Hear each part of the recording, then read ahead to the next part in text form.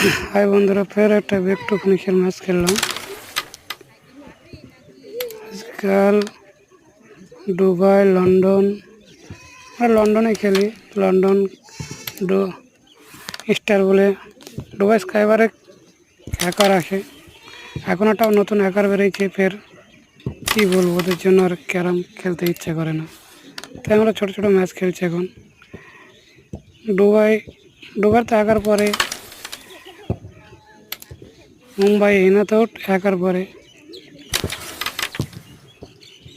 হ্যাকারের জন্য আজকাল ক্যারাম খেলে কোনো শান্তি নেই। মানে কেউ হ্যাকারদের সাথ দিচ্ছে বেশি,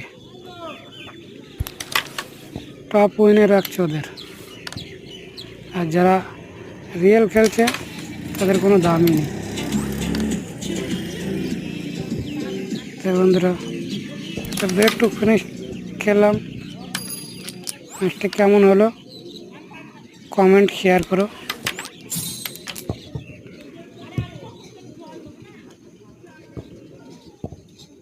ওকে, বাই।